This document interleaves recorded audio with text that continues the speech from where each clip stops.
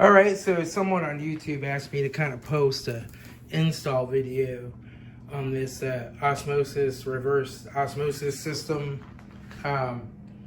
It's already installed, so I can't do an install video, but I'll kind of show you the installation and how it works.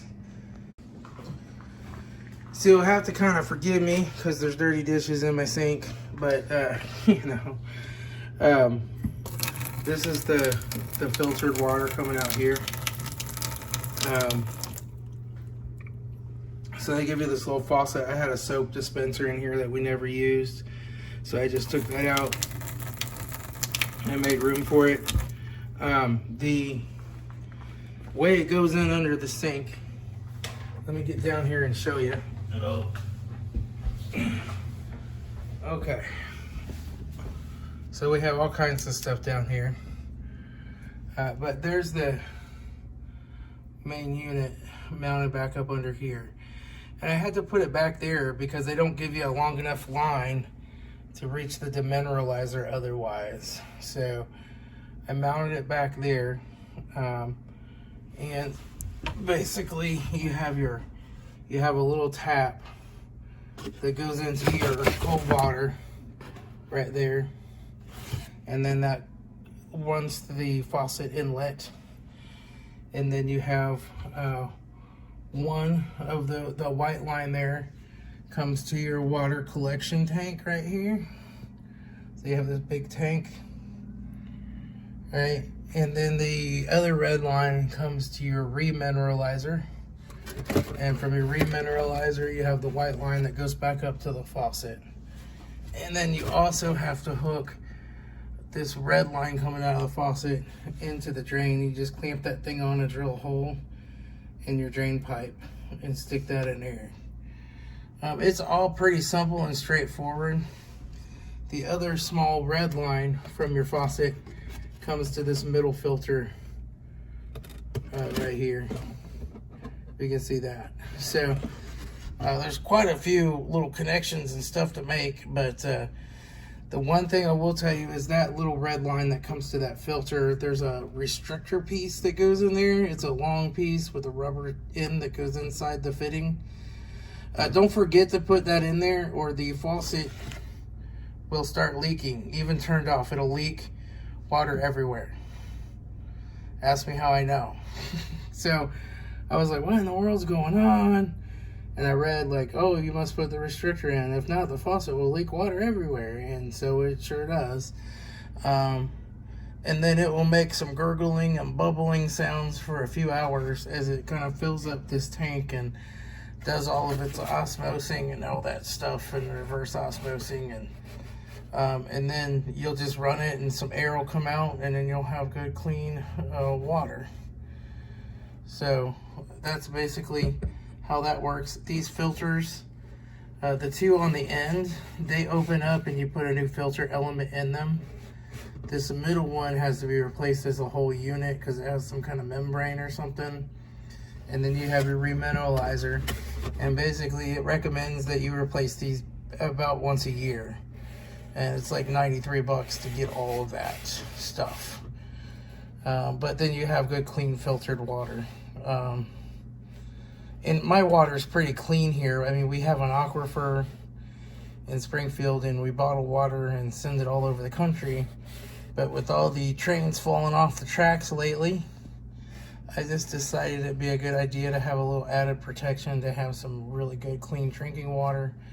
And another investment I'm going to make after this is going to be a Berkey.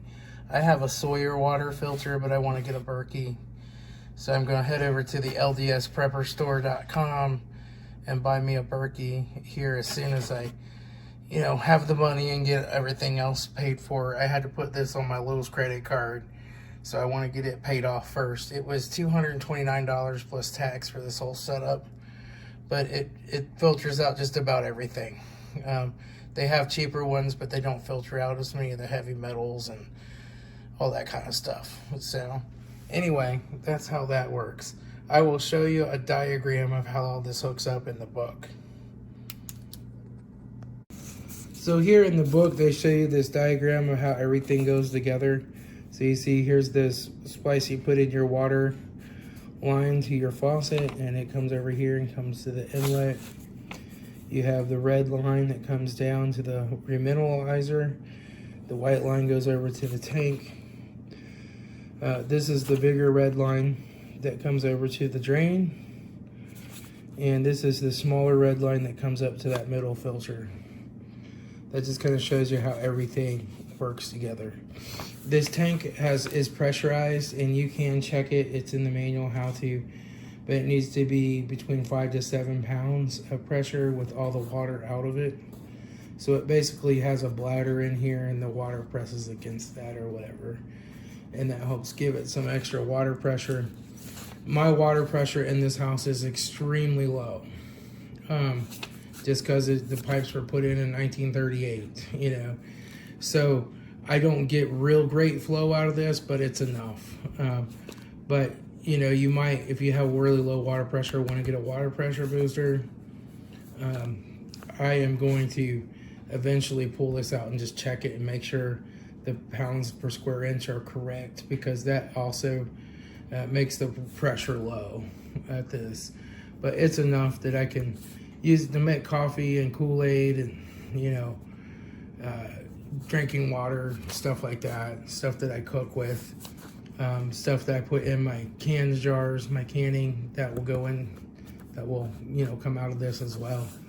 And then, you know, it is what it is. Here's all the parts that it comes with.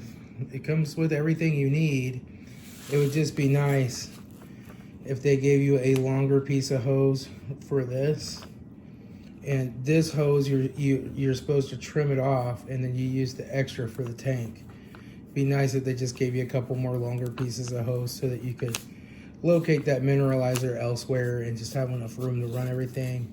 I could have mounted it over to the side, but I got it done. You know, all in all, it wasn't hard. It took me about an hour to put everything in there. So all these lines are push in and fit. They have like a shark bite connector or something. You push them in, and they'll feel like they're pushed in, but they won't be. And when you turn the water on, they'll start leaking. Ask me how I know. And you just go ahead and give them an extra shove, and they go in almost a full inch, and then they seal just fine. So that's something else to know. You really have to forcefully push these in. But other than that, it went okay. This is the A.O. Smith reverse osmosis system. It's the AOUSRO 4000, and it's supposed to kill all the stuff and filter it all out and all that stuff. So anyway, that's all I got. I'll talk to y'all later. It's Tom, your frugal prepper.